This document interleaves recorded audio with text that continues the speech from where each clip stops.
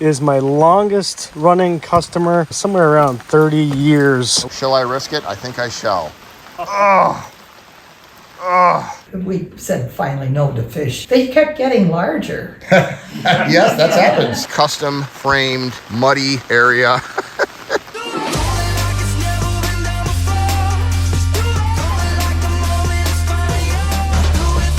Welcome to living the Aquascape lifestyle. Okay, back to work. So Sean, we are in what town in New Hampshire? Enfield, New Hampshire. Enfield, New Hampshire, and we are on a project you finished last week, or? Yeah, last week. This is a recreational swim pond. It is 25 by 32. Nice, and we got a pumpkin right here. Cool. I'm Greg Wittstock, the Pond Guy. This is my channel, Greg Wittstock, the Pond Guy. And rain or shine, more rain with this guy, rain or shine, I go out and vlog certified Aquascape contour projects all over the world, including out here in rural New Hampshire. And wow, look at this. You can see that they've got straw down because of the construction that just happened a week ago, and walking right up on a beach area. Look at this.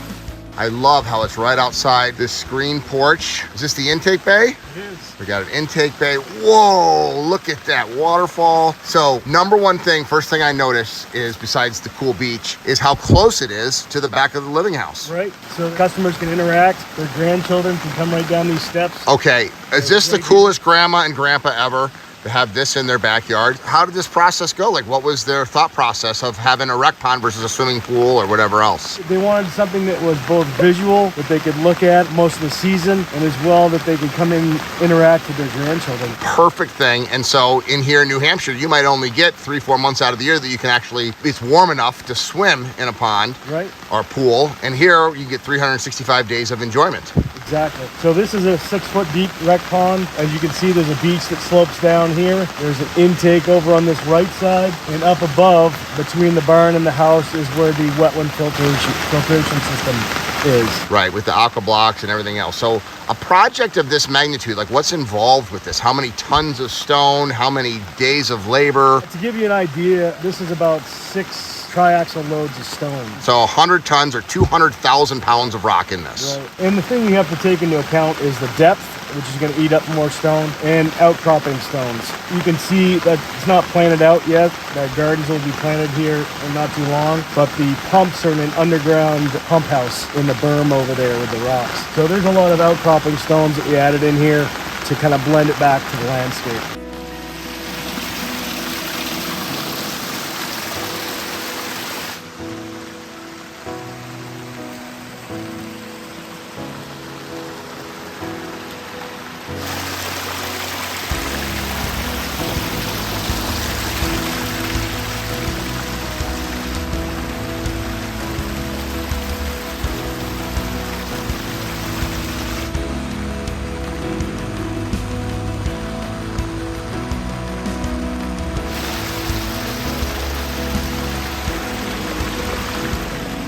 Wow, it goes all the way up here. Yeah, It's a big filter. So this is the entire wetland area. Love this stepping stone across here. Look at that.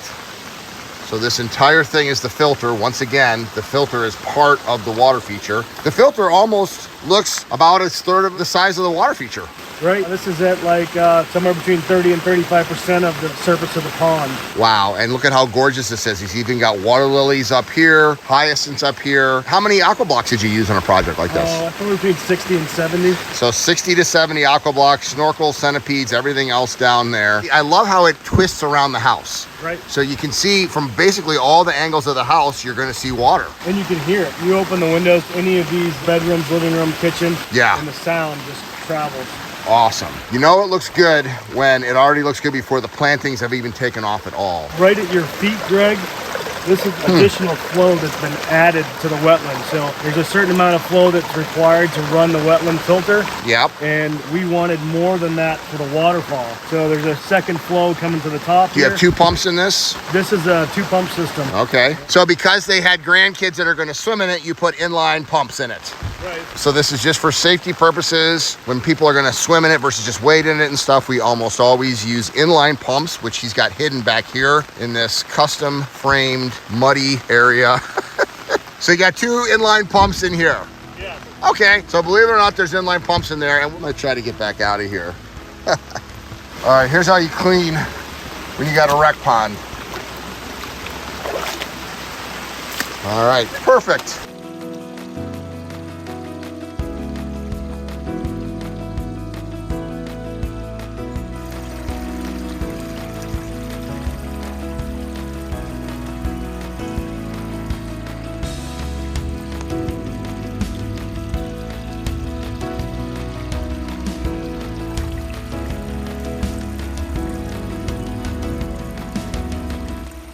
So Sean, please introduce me to this lovely lady. This is Miss Cordelia Merritt, and she is my oldest. Did you just call her old? No, longest. Yes. Yeah, oldest in both ways. One of, I think, actually, almost the first customer. Yeah. Because we go back a long way to before you were doing it professionally. He was working at a pet shop when you met him, he said. Right. And we went up for, I don't know, I guess we probably went up for goldfish. Yeah, I think. Because he dug it deep enough so that they could overwinter. Your husband, he was a grave digger, dug it by hand, I heard.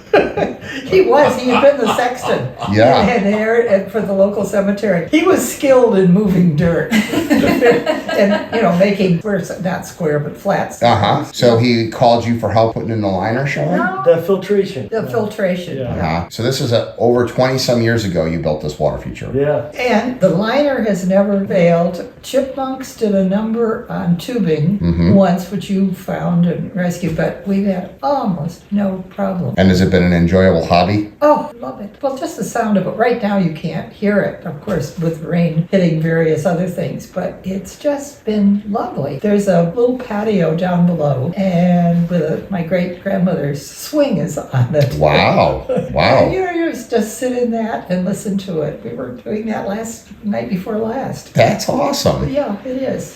So it's enjoyed in many ways. And how much work is the pond? For me or for Sean? So Sean, you do it once a year clean out for him? We do a clean out in the spring, and then we ended up putting an auto doser on it just to help maintain it throughout the season. So it automatically adds the water treatments. Yes, yeah. And then you feed the fish. We said finally no to fish. They kept getting larger. Yes, that happens. And I couldn't cope with them. Pulled out a snapping turtle once. Neat. And once we came home to see something that I had never seen before, because I don't know water birds, but a bittern had come. Okay. And was standing beside it, and he was fishing, but he never came back because the fishing wasn't very good. But yes, it's an extremely pleasant, nice, lovely feature. Well, let's go see it. I'm looking forward to it. You always want to build it close enough that you can see it from inside the house. You can see it through here, but this is... Oh yeah, we're looking down on it right here. Yeah. Gorgeous.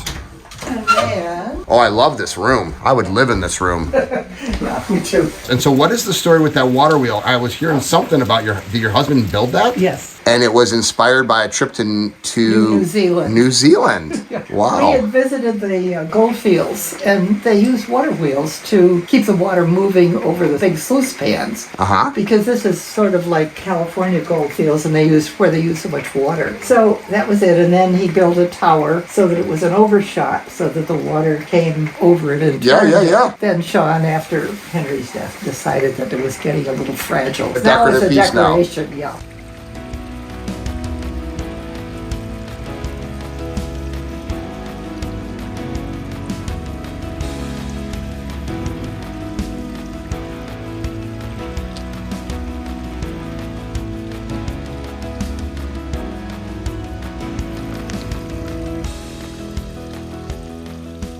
So we are in Heartland, Vermont, and this is my longest running customer, somewhere around 30 years. We were trying to pinpoint exactly, talking between everyone, and that's what we had come up with. That was probably about the time period. But this pond was dug by Mrs. Merritt's late husband, Henry. It's about a 4x8 pond. Some very interesting parts to this pond. He had dug the whole hole and put the liner in. Mostly bare liner. I have gravel on the shelves and on the bottom. There wasn't enough room to put boulders in at the time on this because it's quite deep as well. There used to be fish in there. They have quite a few lilies in this little pond, and they're not open right now. They're all closed up because of the rain, but usually blooming beautifully. This round rock is very interesting. It has a story behind it. That is a pickle barrel rock. So when they used to make pickles in the wooden barrels, they would submerge all of the cucumbers in the brine solution, and that held them underneath to brine them. This stream was added probably 10 years ago, somewhere in that realm. This used to be a working water wheel. There was a tower here that had a little sluiceway that overshot the top of it, and this rotated, but became very fragile over the years. Then we switched over, built them this nice little waterfall that enters from a little